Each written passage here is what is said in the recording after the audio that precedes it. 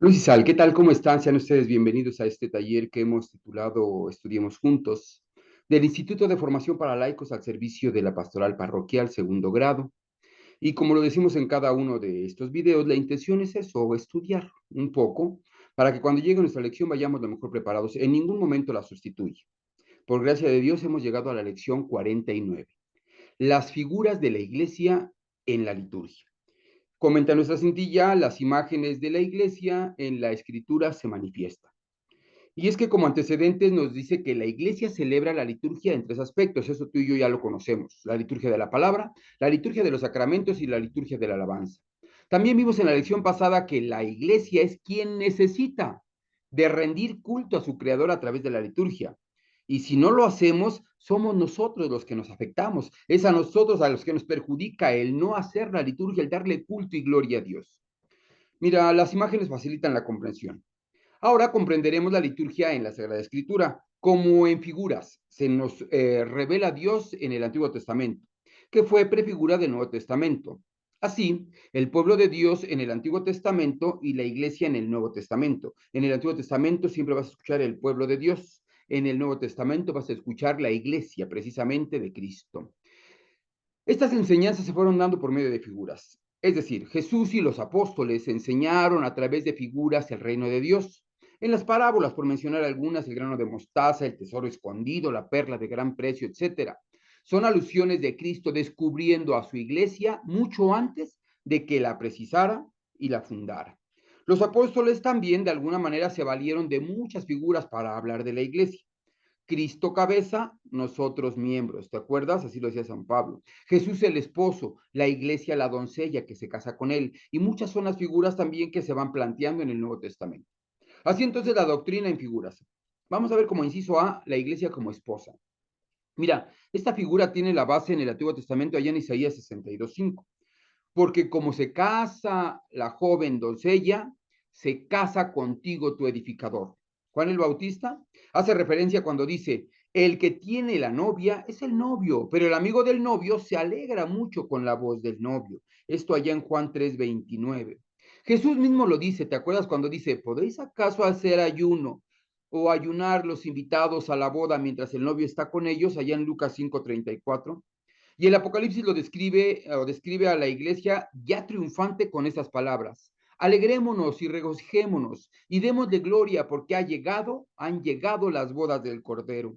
Allá en Apocalipsis 19 del 7 al 8. Ya consideramos la liturgia como encuentro de la comunidad eclesial con Dios. Ahora podemos definirla como el encuentro de amor entre el esposo, Cristo, y su esposa, la iglesia, el nuevo pueblo de Dios. Por tanto, en la liturgia celebramos la venida de Dios a nosotros en Cristo y al mismo tiempo la aparición de la iglesia ante el Padre como esposa de Cristo. Vista así la liturgia, es una correspondencia simultánea, llamado y respuesta. El paso que el esposo da hacia la esposa y el paso que da la esposa hacia el esposo, ambos estimulados por el amor divino. Conclusión de este primer inciso de la esposa. Cristo, el esposo, ha dado a la iglesia, a su esposa, como regalo de bodas, los sacramentos, es decir, la Eucaristía particularmente, y en ellos se da él mismo. Inciso B, la iglesia, la Jerusalén celestial. Así se le ha llamado a la iglesia tanto en el Antiguo Testamento como en el Nuevo Testamento. En Salmo 122, del 1 al 2, dice, qué alegría cuando me dijeron, vamos a la casa del Señor, ya están pisando vuestros pies tus umbrales, Jerusalén. Y en Hechos Hebreos 12:22 dice, vosotros os habéis acercado al monte Sión, a la ciudad de Dios vivo, la Jerusalén celestial. Nuevamente en Apocalipsis 21:2 dice, y vi la ciudad santa, la nueva Jerusalén que bajaba del cielo, de junto a Dios, engalanada como una novia, ataviada para su esposo. Y oí una fuerte voz que decía desde el trono, esta es la morada de Dios con los hombres. Es fácil comprender la figura de la iglesia, Jerusalén, la novia. Jerusalén siempre fue desde el rey David el centro del reinado de Dios. Cristo lo comenta ya en Mateo 5:34 cuando dice, no juréis ni por el cielo, ni por el trono de Dios, ni por la tierra, porque es el cascabel de sus pies, ni por Jerusalén, porque es la ciudad del gran rey. Para Cristo estos tres conceptos tienen un solo significado: el reino de Dios que inicia aquí en la tierra y tiene su plenitud en la vida eterna, la Jerusalén celestial. Así entonces la iglesia en la tierra o celestial tiene una razón de ser, tanto aquí en la tierra o la Jerusalén celestial tiene una sola razón de ser: rendir culto a Dios. De aquí que San Pedro, en primera de Pedro 4:10 diga: si alguno habla, sean palabras para Dios. Si alguno presenta un servicio, hágalo en virtud del poder que ha recibido de Dios, para que Dios sea glorificado en todo por Jesucristo, a quien corresponde la gloria y el poder por los siglos de los siglos. La iglesia, signo e imagen.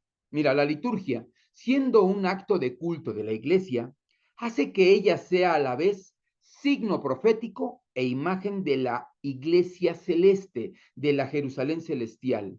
Si bien todo acto litúrgico es celebrado desde los ojos de la fe, porque no contamos con la visión beatífica tú y yo, realizando el culto bajo el velo de los signos y los símbolos, y por eso tú y yo requerimos de los signos y los símbolos, bueno, simultáneamente en la Jerusalén celestial, ese mismo acto que tú y yo hacemos, ese mismo acto litúrgico, es celebrado ya sin velos, en toda una realidad de adoración, alabanza y glorificación al Padre, siendo el momento cumbre, el momento culmen de esto, cuando en el prefacio la comunidad junto al sacerdote celebrante termina su alabanza cantando: Santo, Santo, Santo, Santo es el Señor, y a una voz con los ángeles y los arcángeles.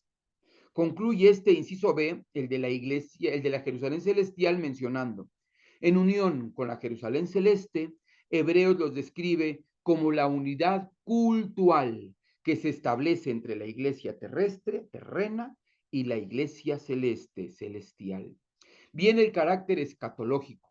Queda manifiesto al identificarse la iglesia o la Jerusalén terrestre con la Jerusalén celestial el eterno culto de alabanza. Por tanto, de las tres formas de culto que tributamos a Dios que mencionábamos al inicio: el culto de la palabra, el culto de la consagración o el culto de los sacramentos y el culto de la alabanza, el único que habrá de perdurar en la vida eterna será el culto de la alabanza. Porque ahí ya, básicamente, ya cuando todos estemos con Dios, básicamente es alabarlo por los siglos de los siglos.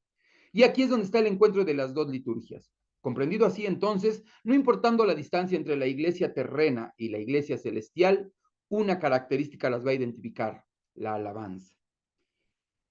Cierra nuestra lección hablando de la identidad de los que alaban a Dios. Precisamente nos lo presenta en cuanto a la liturgia. Cierra nuestra lección presentándonos el diálogo o la liturgia. Allá en Apocalipsis 7, del 13 al 16, dice: uno de los ancianos tomó la palabra y me dijo: estos que están vestidos con vestiduras blancas, ¿quiénes son? Yo respondí: Señor mío, tú lo sabrás. Me respondió: esos son los que vienen de la gran tribulación. Han lavado sus vestiduras y se han blanqueado con la sangre del Cordero.